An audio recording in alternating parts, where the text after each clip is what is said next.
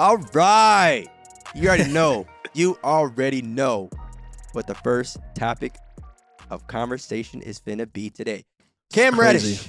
Crazy. Yeah, mans. Cam Reddish is heading to the New York Knicks. Congratulations to Knicks fans. You are getting a very special talent. Atlanta Hawks. You know how they always say, if you don't have anything nice to say, don't say it at all. Don't say nothing at all. Well, ladies and gentlemen, that's something I'm dealing with right now. So, congratulations to the New York Knicks getting Cam Reddish, very, very special player. I'm curious, though, to hear your thoughts because I know it's like, you obviously love Cam, but you have mixed feelings about the Knicks. So, how do you feel about this trade? I'm a basketball fan first, but I do have my select players and select teams that I really like and really root for. The Hawks gave away their second most talented player on their basketball team, especially from a skill set standpoint. Gave him away for free. Now, maybe I'm a little high on Cam Reddish and his upside, his potential. But all I know is when given the opportunity and given the minutes, Cam Reddish looked like a future NBA star. Can score from everywhere on the basketball court, 3-level scorer, can create off the dribble, has a handle, athletic enough to get to the rim and dunk on people, can defend as well. So it's just kind of like I'm trying to understand why the Atlanta Hawks gave him away. If you were going to give him away, I thought it would be like, okay, we're going to give him away in like a big time package. You know what I'm saying? But they gave him away basically for free.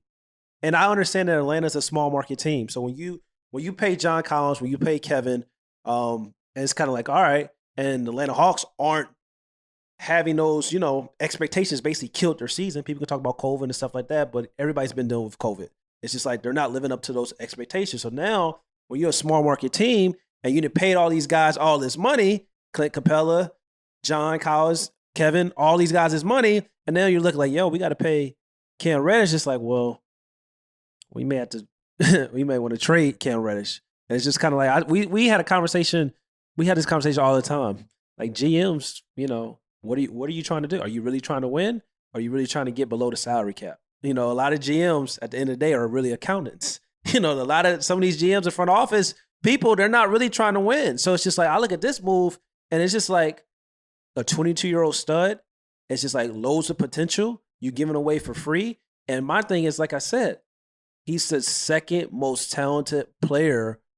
He was the second most talented player on that Hawks team. When you look at the eye test standpoint, we look at the skill set standpoint, it's just kind of like, it doesn't make sense to me.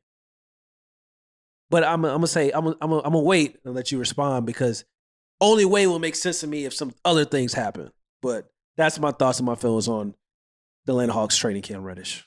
It's funny. A couple episodes back, we talked about the possible, combination of Trae Young and Jaylen Brown. If that were to be a thing, you say, okay. Again, love Cam Reddish, but this is a business. Jaylen Brown is a fantastic basketball player. So you make that move. That makes sense for Jaylen Brown.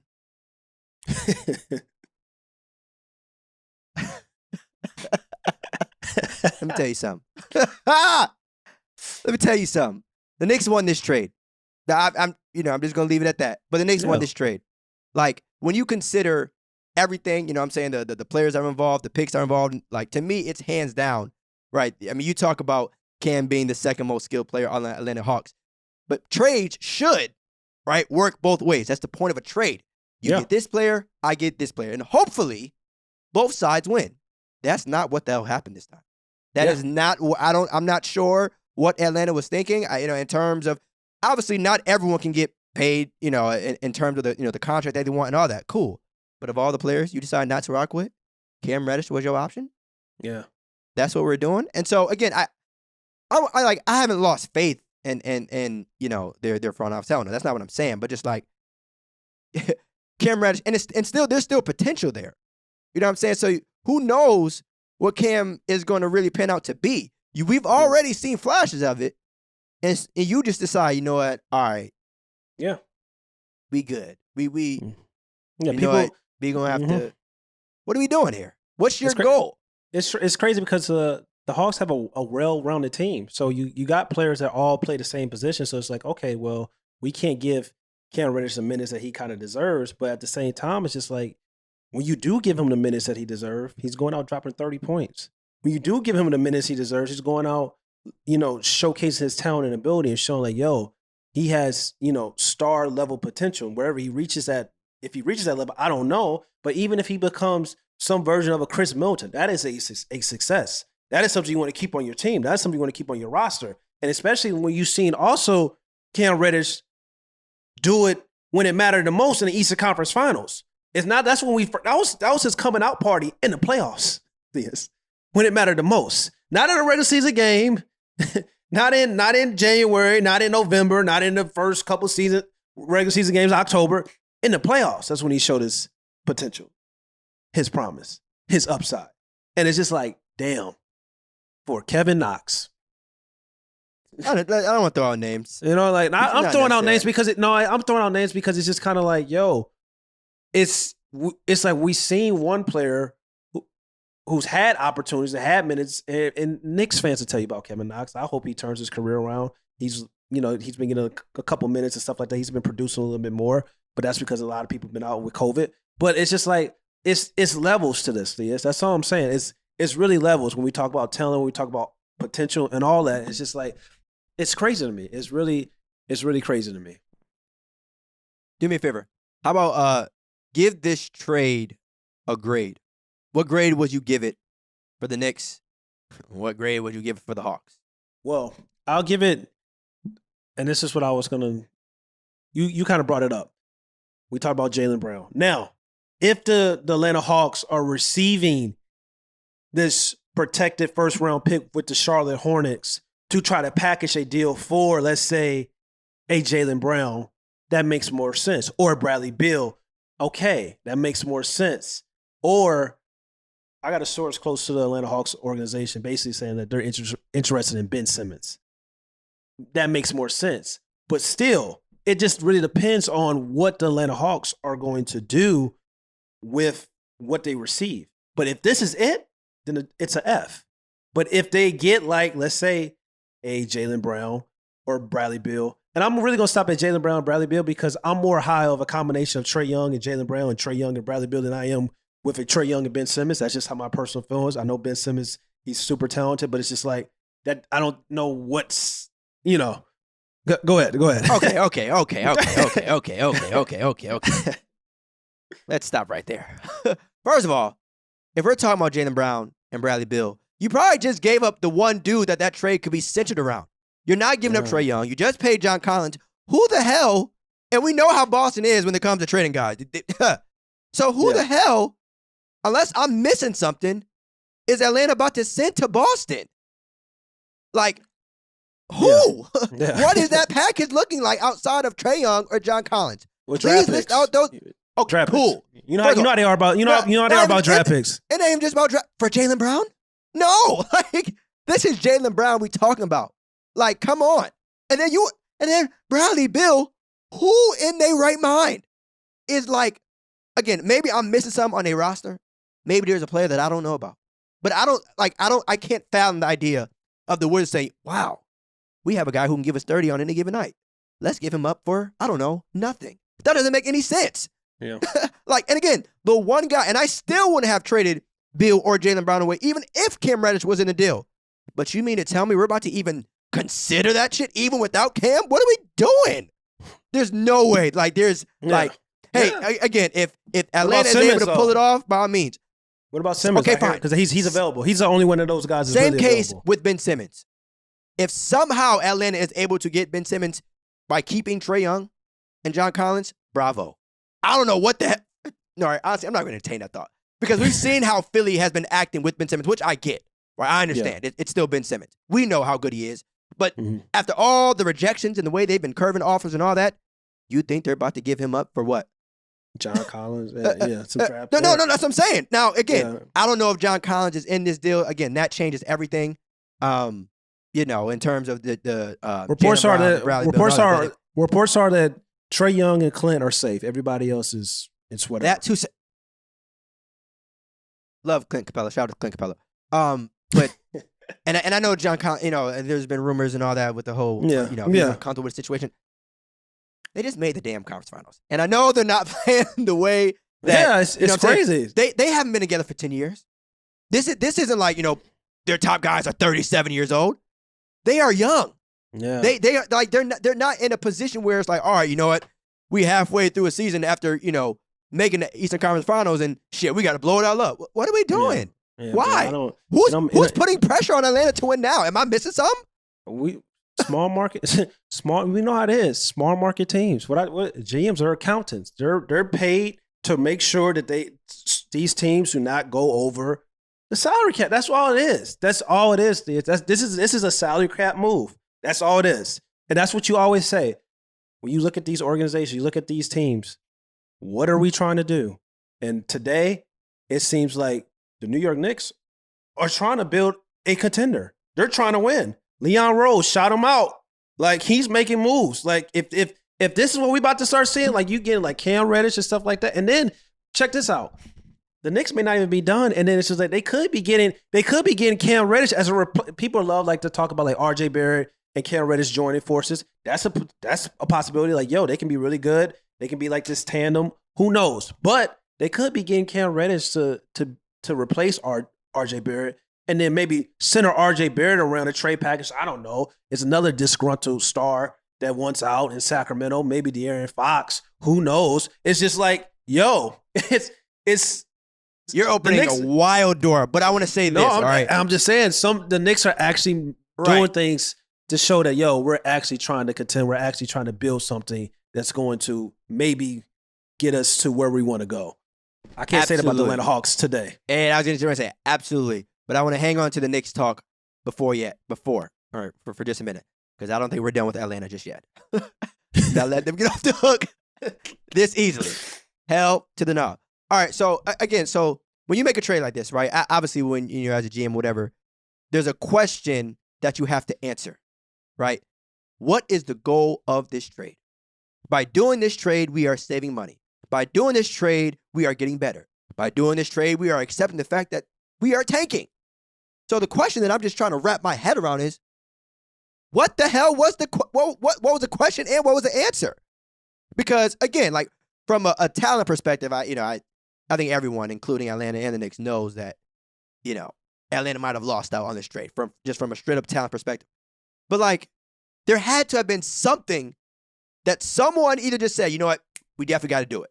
So I don't know, again, if it might have been a salary cap thing or what, but and again, who knows? It's still, time for them to kind of make up for a decision or whatever. But Cam Reddish is like, especially when the comparison of that overall trade, right? Yeah. Again, we talked about Jaylen Brown for Bradley Beal and Ben Simmons. Those are three guys who have been proven. Yeah. You just gave up Cam Reddish for nothing. Why?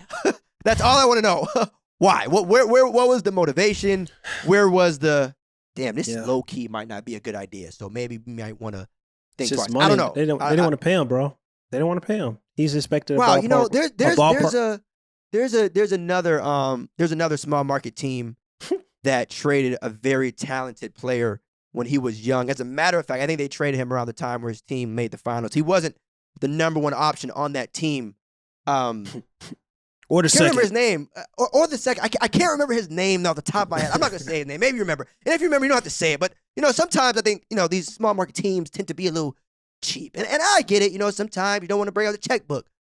But sometimes you might end up being wrong. Yeah. Sometimes you can mess around and be too cheap and lose it on who knows. Someone who can, score 25 on any given night. Who knows what Cam Reddish is going to end up being? Maybe Atlanta years from now ends up looking like geniuses. Or maybe they look like fools. Let me not end so. Or maybe they just don't. I'll leave it at that.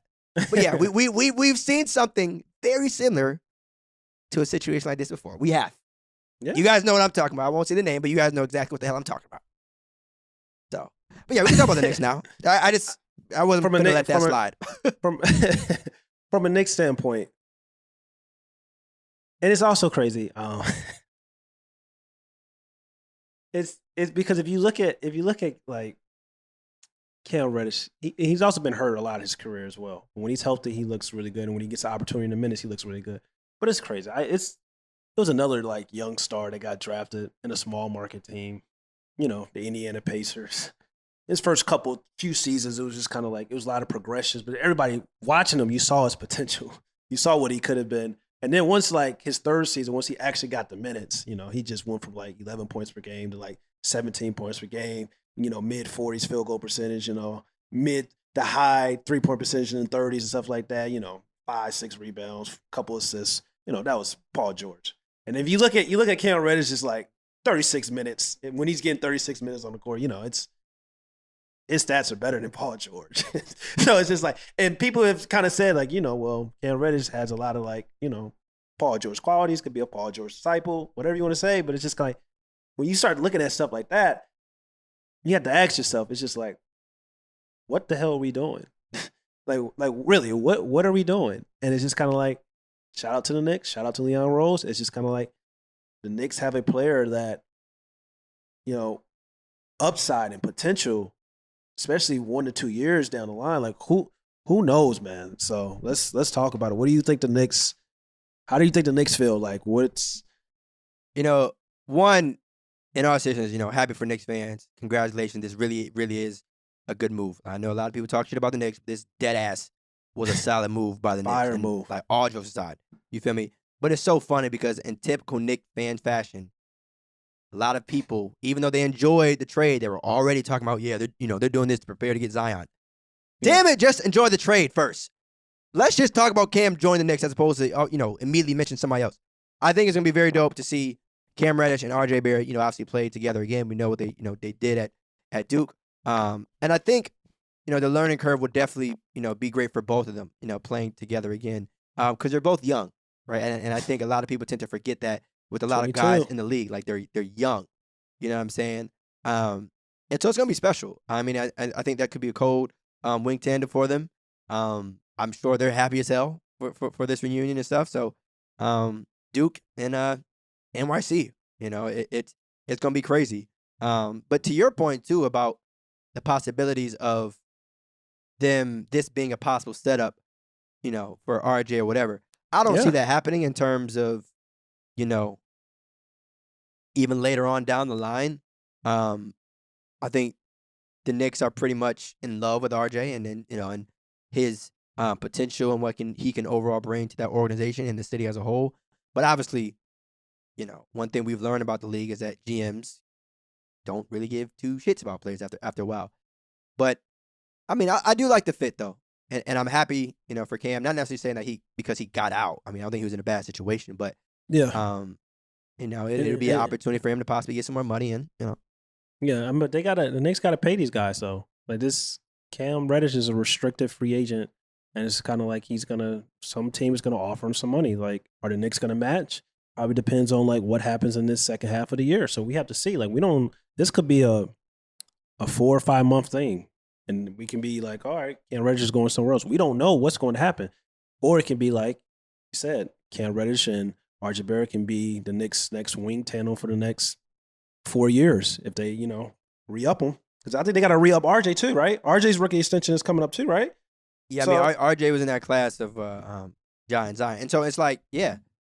I mean, you kind of think of... So was Cam.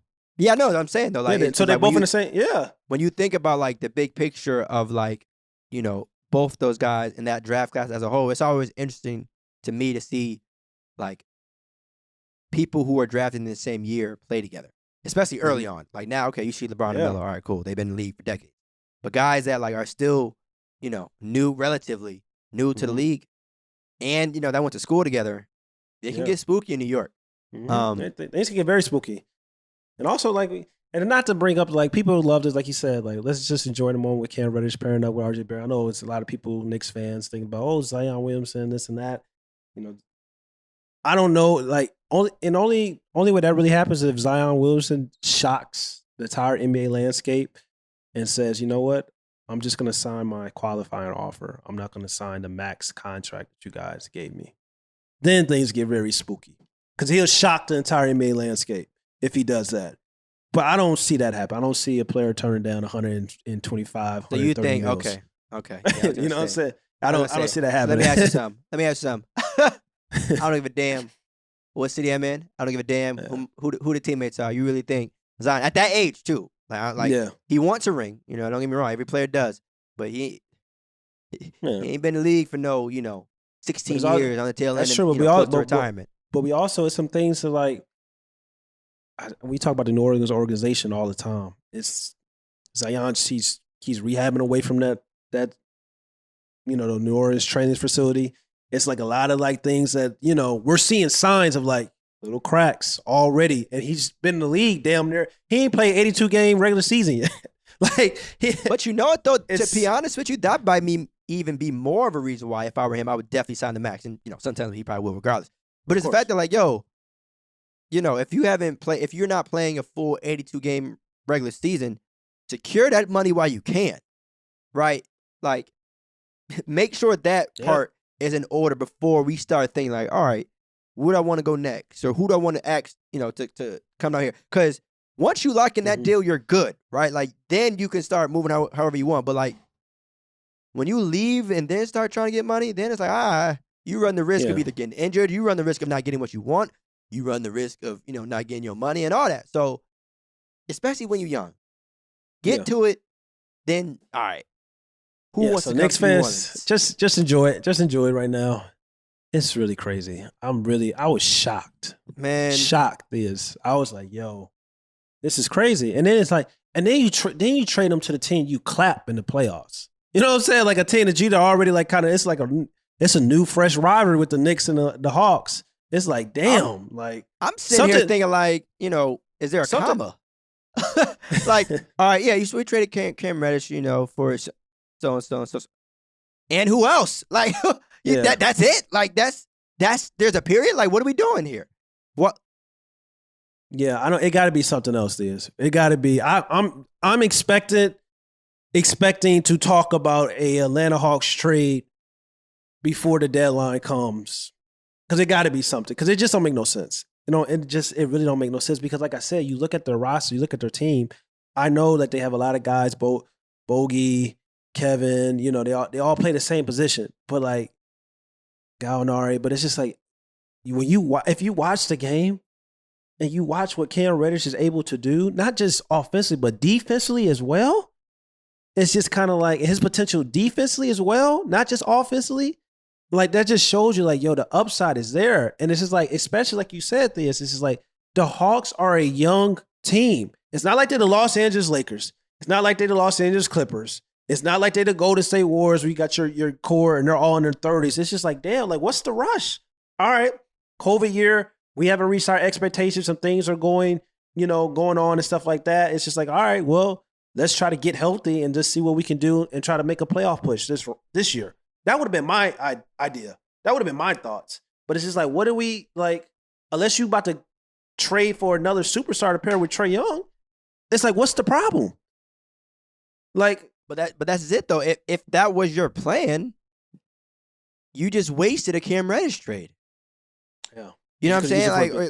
Like, you know what I'm saying? Like, you just, like, and I would have a problem if their mindset was like, all right, we're getting rid of Cam for a bigger reason or a bigger player or to free up cap space. And maybe, right, or maybe there is something like that. But, like, right now, initial thoughts and initial reaction, I just asked, what are we doing?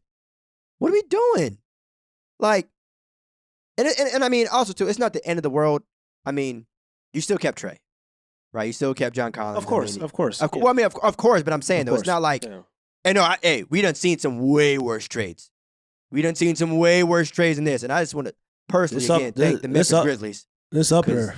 Man, that trade years ago, I ain't going to say the player. Y'all know who it is, but man, I don't want to thank you all personally. Still. Man. But anyway, all right, so enough about, the Cam Reddish and Knicks trade, Atlanta Hawks trade. Happy for the Knicks. Congratulations. Hope you guys have a good day. All right, y'all. So all my sports betting people, I need y'all to listen up and listen closely, all right? If you slap that link, all right, in the description of this episode, all right, shout out to my bookie. We got some crazy NFL games coming up this weekend. We got some crazy NBA games coming up this weekend as well, all right? So if you tapped in with sports betting, get active with the link in the description of this episode. Or just, as a matter of fact, or you could just go straight to my bookie and use a promo code, NOPUMPFAKES.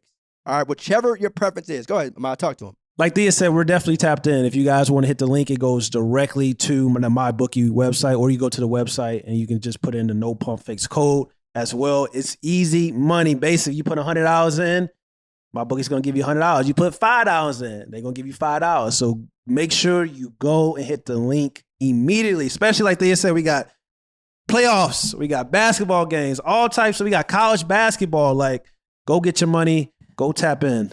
And look at it this way, y'all. Anytime there's playoffs, that means the time is very, very limited for that specific season, all right? So you definitely want to get active this weekend. All right, that's just the way I look at it. All right. So my bookie, all right, up to $1,000 too, all right? Up to $1,000. Up to $1,000. All right. If you're a big spender. That means like, come on. If you know what I'm saying? You're a big spender. That means you just, you know what I'm saying? It's okay to dabble if you want, you know what I'm saying? But at the same time. You're a big spender, yeah. If you want to hit that 4-figure threshold, you feel me? You want to get active. 1,000, they'll match 1,000. That's crazy. Hey, you feel me? That's the deal for you. That's your type of money. You know what's crazy? You know what's crazy too about this weekend, man? It's both days, Saturday and Sunday. All right, of straight NFL games as well as get out. You know the NBA front, of course. Y'all know how we get down with hoops. But on the NFL front, all right, we got games, playoff action, man. Saturday and Sunday. All right, my bookie promo code no pump fakes, or if you're lazy, hit that link in the description of this episode. All right, let's get back to the episode. There's another team in the Eastern Conference, and my goodness gracious, let me tell you something. The Brooklyn Nets are looking scary. They just clapped the number 1 seed in their conference on national television with one of their best players not even having a great game. Oh, listen. That's the beauty of having 3 of them. Listen. Talk about it. Usually, if Kyrie Irving is having a bad game, and over the majority time of his career, either that team loses, or it's a close game. Bro, they won by 30. I get a very talented team. I get like one of the best record-wise teams in the East. Yeah. And you know who had a great game, and we have to talk about James Harden. There was once upon a time where the name calling just wasn't going to stop. You would think when it came to James Harden. There's once upon a time where people were comparing James Harden to players that he should not have been compared to. There's a time where people were thinking, is it going to work? And I know it's just one game, but I think that game against the Bulls was just a reminder of who James Harden is. And like, you're just watching this like, wow, you mean to tell me this guy isn't even the best player on his team? What the hell?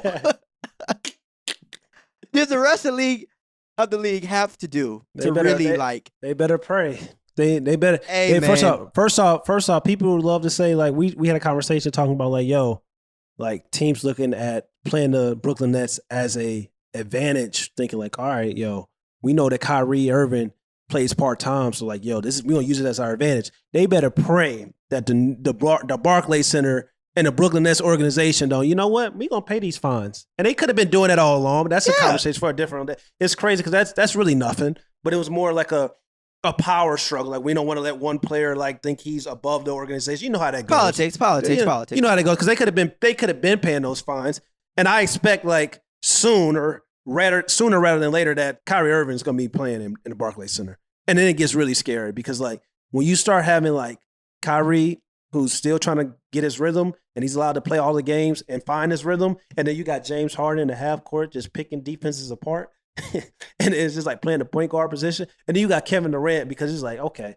It's all right, we know Kevin Durant's the best player on the team, so we're going to try to double and blitz and trap Kevin Durant. But, Kevin Durant has maxed out everything on the offensive side of the court. People talk about his scoring. Kevin Durant's passing is there. He finds the open man all the time. People, you watching the game, start watching these games and start looking at some of these passes that Kevin Durant is doing on a nightly basis. He's maxed out offensively at every aspect. He's 100 on 2K. He's, you know what I'm saying? He's maxed out. And so it's just kind of what can you do? Because even when you blitz and you trap Kevin Durant, he's finding the open man every single time. And it's just then you got James Harden who can control the pace of the game, control the tempo. It's just it's scary. It's scary. And then they clapped the Bulls. And I know the Bulls probably went home last night and probably was thinking damn, we not who we think we are right now. And I'm sure that's probably how they was feeling. But you know what? Let me say this too. This is one of those things where it's like, all right, are the Bulls not who we thought they were, or are the Brooklyn Nets just that damn good? And I think it's more of the latter. I think it's more of just the Brooklyn Nets are just extremely unstoppable. Because I don't think like the Bulls folded, right? I don't think. I mean, they got clapped. Don't get me wrong, but like, it's still the Brooklyn Nets. They lost to James Harden and Kevin Durant, like, and so now had they lost to any other team really in the Eastern Conference, then I'm like, all right, what are y'all doing? But I can't say that they ran into some serious offensive firepower. Go ahead. Or they're the number one seed. And what you said, you're right. What you said, you was like, you're right. As of right now, we had that conversation about like who was back in the past, like who the Lakers going to the Western Conference Finals or the Chicago Bulls. You was like, well, Chicago Bulls are the number one seed. They are playing like the best in the Eastern Conference. You know, they have been beating good teams. So it's just like you judge yourself based on the best teams that you play. And people love to say, well, that was the Brooklyn Nets' first like victory against a team above like well over 500. And I can say, well, this is their first couple games where they had their full-headed 3-level monsters all on the same roster, all playing at the same time. That makes a difference as well. Yeah, and you know what? That was a chance for the Bulls to answer a lot of people's questions. Yeah, there you go. That was a chance for them to make a statement. It's like, you know, we seen the winning streak, we seen the record, but now you going against them dudes. You going against them guys at home on national television. So if y'all really feel like y'all going to chip, do it. Prove it. Yeah, prove it in this game right here. And like, it is just one game and it's just 48 minutes. I don't want to take away from what they've done over the course of the season, but like, this was their chance. Yes, this was the you mark this on your calendar. You really do. People will tell you that the regular season don't matter, but because it's so long, it's 82 game season. But it's certain games on the regular season calendar that matter a little bit more. It's Christmas games, big time statement games, number 1 seed going against number 2 seed. You know, finals, re-finals. Matt Suns going against the Bucks. You know, Martin Luther King Day coming up. It's certain games that matter. Mean a little bit more. You know, national spot, Saturday prime time, ABC games. You know, let's not pretend. And even from a mental, I mean, I don't know if you're talking like just from a simple like standings perspective, but even from like a mental, it's like, yo, there's some games it's like, all right, we finna handle business, right? And that could have been the like, yo. Now if it would have been reversed, and they would have won by 30, I would have been like, well, damn, I probably would have apologized. But you know what I'm saying? When you think about, and not to say that I didn't think they could have won or anything, but it's like, I didn't think that, you know what I'm saying, it would have been like that. Now, again, like I said, I don't want to take away from what the Bulls have done. I still think that they have the ability to make the finals. I'm not, they're still a number 1 seed in the conference. They're number 1 seed in the conference. But again, I think we've had this conversation before about like, you know, AD and Giannis and best players in the world. It's like, if we're going to consider you a championship contender, if we're going to sit here and say that you can make the finals and all that, when it matters the most, you got to show up. So I appreciate you holding the Bulls as well as myself accountable. Yeah, we are going to sit here and say, you feel me? Yo, the Bulls could do it. They could beat the Nets. Don't get clapped by 30. That is not too much to ask. At home, on national television. And when they have all their players, in a way, so do you. Like, you had DeRozan, you got Zach, you got Lonzo, you got Vucevic. It wasn't DeMar said no.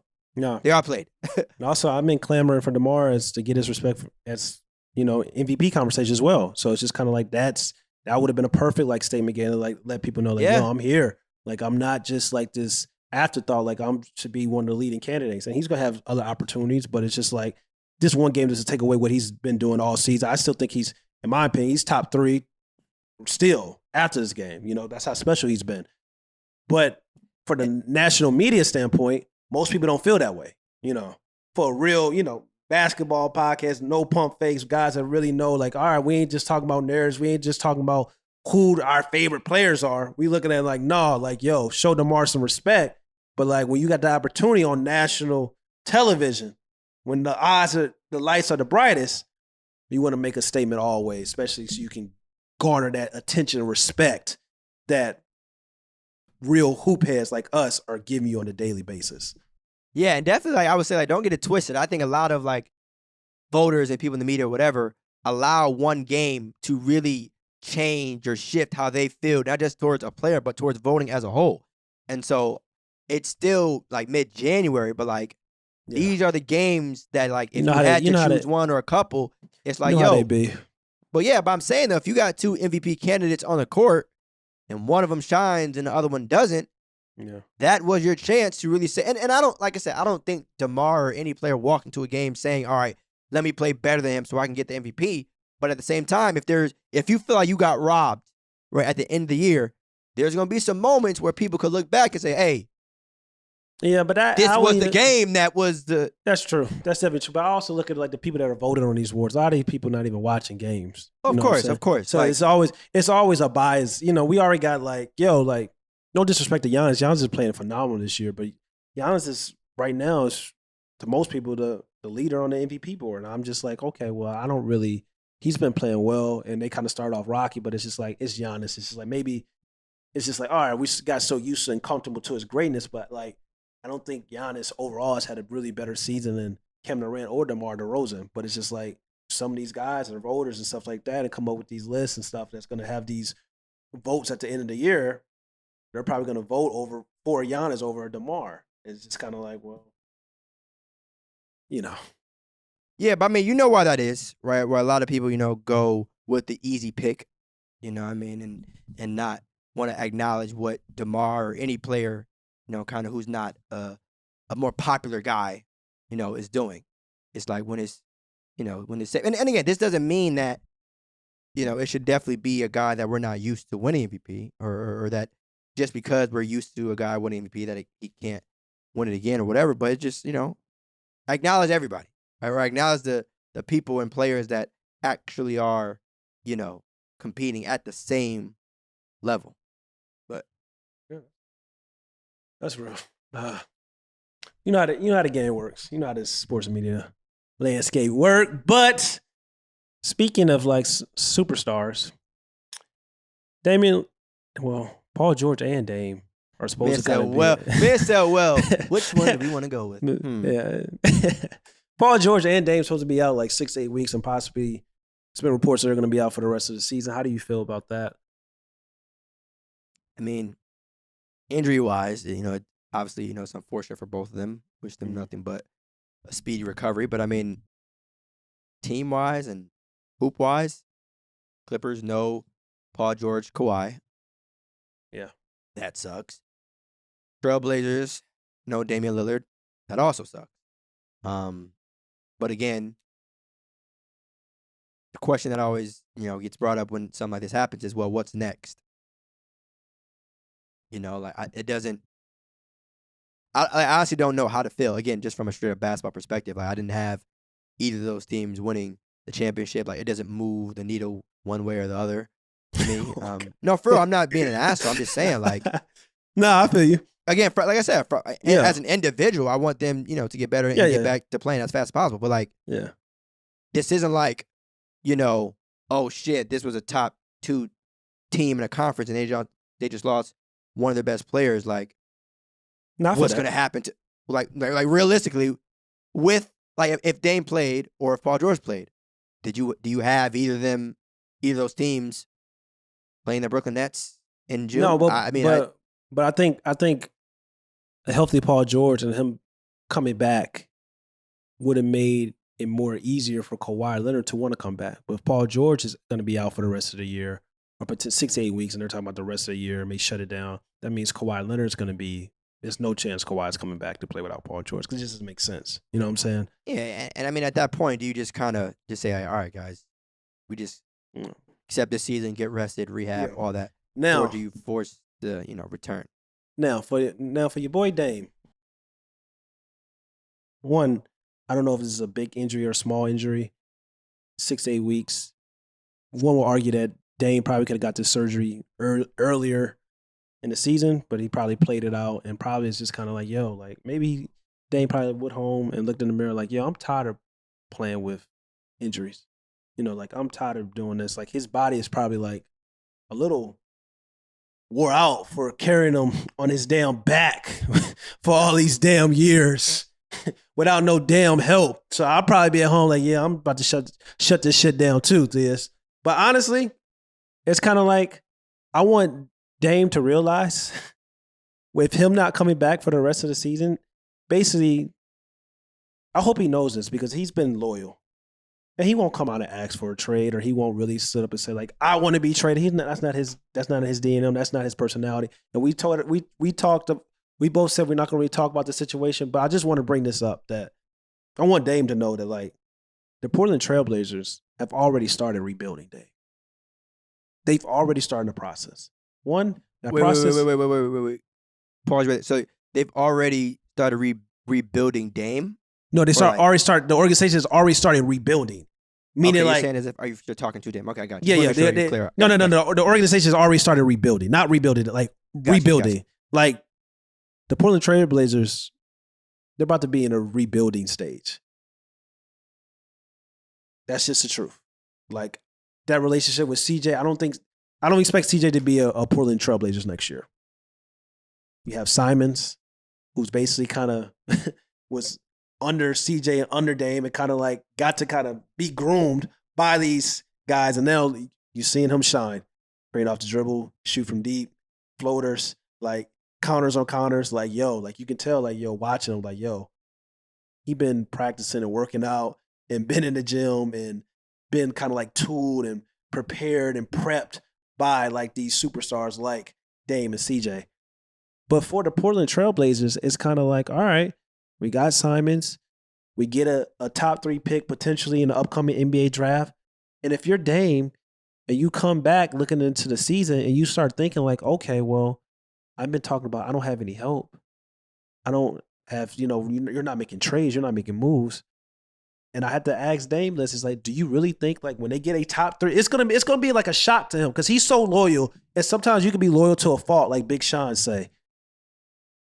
It's like he's going to be shocked when, like, yo, they don't trade the top 3 pick for a win-now player. He's really going to be shocked because I'm telling you, the Portland Trailblazers, they got Simons. They're going to get a top 3 pick. They're probably going to off CJ. They're going to give Dame his 2-year, $170 million contract. And then it's just going to be like, all right, Dame, well, you got your money and stuff like that. But they're not going to be winning. And he's really going to be shocked when they get a top 3 pick, and it's just like Dame's probably going to be like, yo, this is the perfect opportunity for us to try to get a win now player because we know that like a top 3 pick holds a lot of value, especially if it's the number 1 overall pick. But they're not going to do what the Cleveland Cavaliers did when LeBron James came back and got rid of the number 1 overall pick for Kevin Love. They're not going to do that for Dame.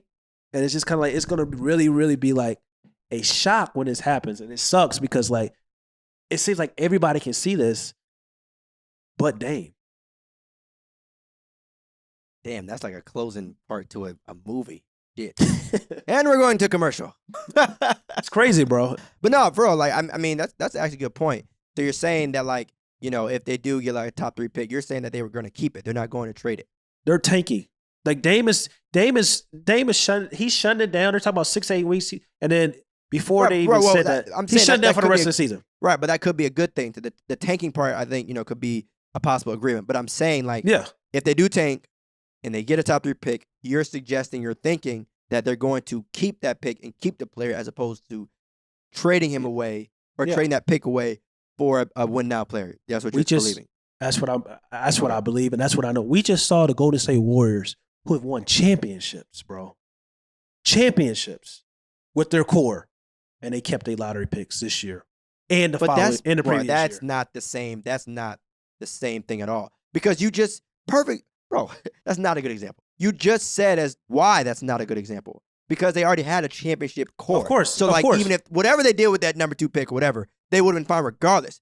Trailblazers aren't like that. They need to get active. What I mean by that is just kind of like I'm saying that like it would have made more sense for the Golden State Warriors to trade those picks, right?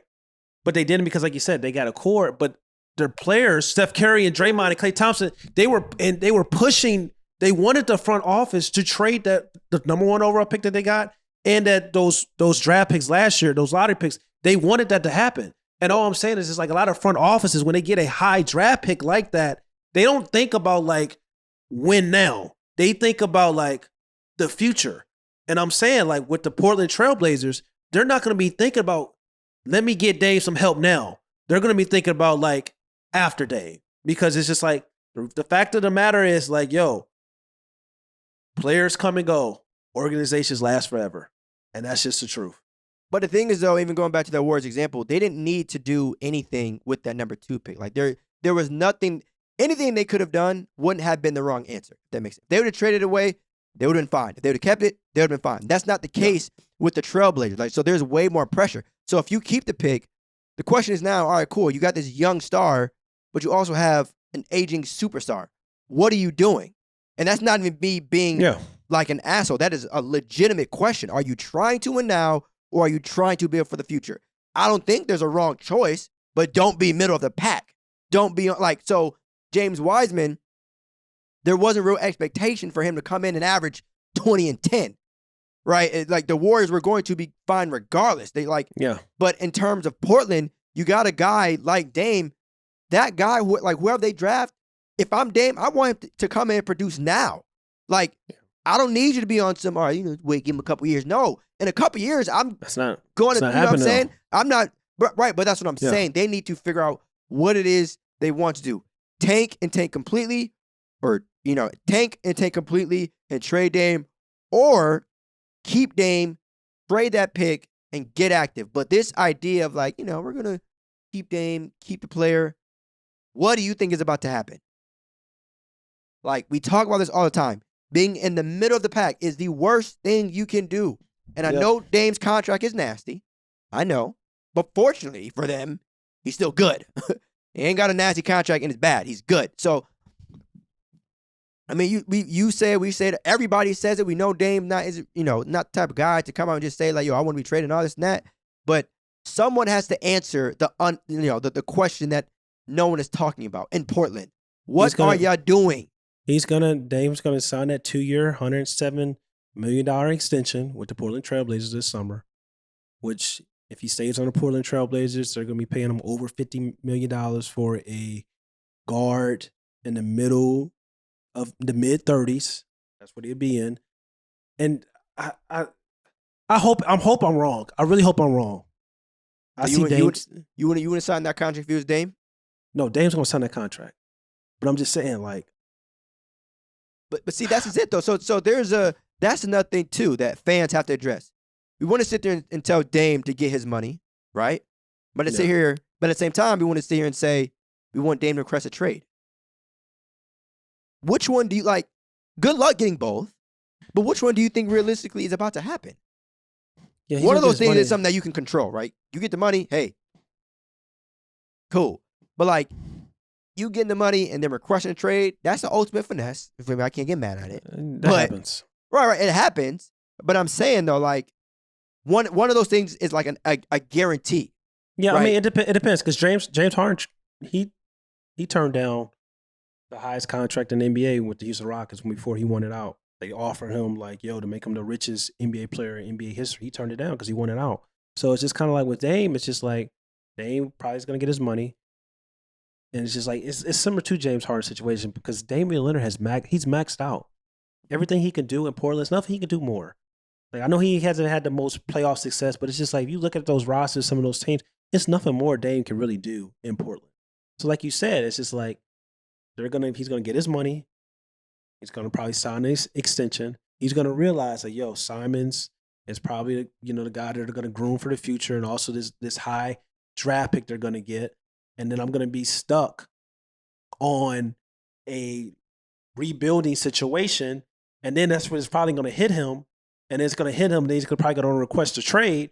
But then it could be like, then teams going to start looking around like, all right, now, we wanted you like 2-3 years ago, Dave.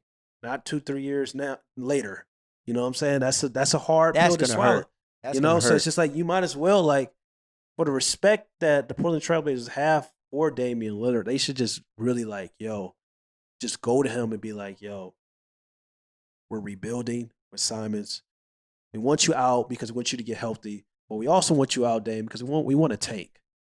We want to get a high lottery pick, and we want to trade you to a contender. If they respect him that much, they should do that. That's a wild way of getting terminated. That's a wild way of saying, you know what, man, you're actually too good. So, yeah. But hey, you know, tough business decisions have to be made. I mean, it sucks sometimes, but It's what it someone's got to make is. them. I mean, Yeah. we just want to see Dame shine. I think at the end of the day, I think we both can agree on that. It's not. Now, Yeah. obviously, it's not personal, but just like, man, you just hate to see a player be so talented and loyal that it ends up reaching a point where it's like, shit. It'd be different if he was loyal to a franchise that's actually like showed any effort whatsoever. It's a guy right now. Go get Tobias Harris. The Sixers want to get rid of. Go get him. Go do something. Go reach for a wild card. Like go see. Like go talk to the Sixers. And say like, yo, maybe we can get Tobias Harris. Like, we know his contract is a little iffy, but like, yo, he's still a solid starter. Can get you 20 points, 28. Like, yo, like go do something. But it's just like they won't do that. They won't even do that. Though, you know, so it's just like. Are you saying get Tobias and pair him up, or like in addition to Dame? I'm just saying, like, get Tobias Harris. Like, that's a start. They always needed a wing player. That's a start. And then you can maybe go into the next season. You got like maybe CJ or I don't know Tobias something like you got Simon's Dame Tobias something like, something you know, is so something. Make some effort. This sounds very similar to your Zach LaVine debate. Is the idea of like going years without seeing some sort of true like progression. There you go, perfect word. Progression from the front office. But the difference is between both of those guys, age. At some point, it's like on Dame's front, who's older, it's like, yo, I don't like you use the word that's a start. I don't want to hear anything about that's a start if I'm Dame. I don't want to hear anything about like, yeah, we're making some moves. I don't want to hear that shit. Bring in someone that can score 20. Bring in someone that's been to an All-Star game. Bring in someone that's been to the NBA Finals. I don't need to hear anything about we're heading in the right. I've been here too damn long to be taking these baby steps. Now, Zach LaVine, again, just off this example, right? Yeah. He's not as old as Dame. He wasn't drafted by the Bulls. He was younger. He was traded to the Bulls. All these other things that Dame doesn't deal with. But it's like, yo. Yeah, that's true. At some point, I'm not comfortable hearing we're taking some time. That's cool in the beginning. That's cool when I'm 23, 24 years old. I'll even give you 26, 20. No, I'm not going to go that late. But this idea that early on in your career, you understand that it's not always going to work out immediately. It's a marathon. Damn, this is not my first season. I am not no rookie. Yeah. Like, I am pushing 35. Like, come on. Yeah, it's crazy. It's crazy. It's crazy because we just want to start. That should let Dame know everything he needs to know. We asking for a start, just something. And Tobias Harris is a solid player, a great player, can be on a championship caliber team, can probably be the third option like he is with the Philadelphia Sixers. But it's just kind of like, I'm just asking for Tobias Harris. You know what I'm saying? It's just like, damn. Hey, you know what? All right, cool. You want something. I want everything. If I'm Dame, I don't want to hear. Like, look, as a player, I didn't gave y'all too much to let y'all slide by doing something mid like that. And again, that's not a knock to Tobias, by the way. No. Love Tobias.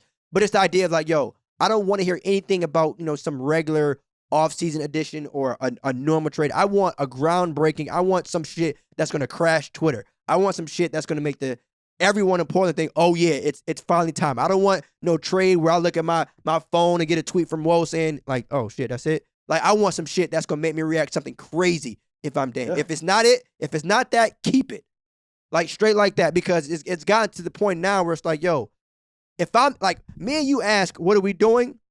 But at this point, if I'm Dame, I know the answer to that question. I really do. And it ain't no confusion. It ain't no, well, I wonder if, if they make it something. The proof is in the pudding. You've seen for over a decade now what type of time folks is on.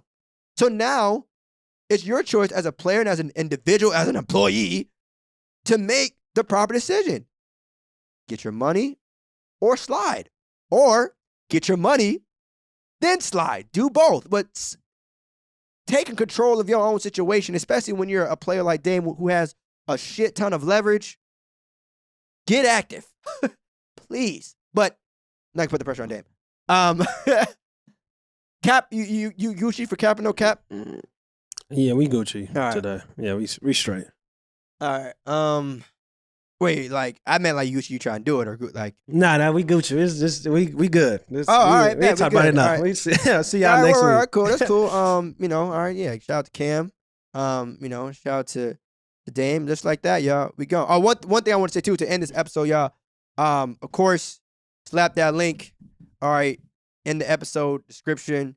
My bookie, get active. All right, we got the NFL playoffs coming up this weekend. Shout out to my Patriots. I hope they get it done. You feel me? We gonna keep it basketball only, of course. Shout out to my Cowboys who's going to get it done. Yeah, like my boy Thea said, hit the link. It's you free already money. know. You put $5, they give you $5 more. You feel me? They doubling your funds. That's easy. You feel me? Easy There's money. There's two options for those of y'all that might be confused. You feel me? Either slap the link, all right, in the bio ahead of this weekend's playoffs, all right, and also go to my bookie or use a code No Pump Fakes, whichever one y'all prefer. All right, if you're lazy, hit the link. If you want, go straight to my bookie and use that promo code No Pump Fakes. All right. Other than that, we're gonna see y'all and enjoy these basketball games as well. All right. Peace. Go Cowboys. What's up, y'all? It's Theus McBee. Make sure you go follow No Pump Fakes on YouTube, Apple Podcasts, Spotify, and wherever you listen to your podcasts.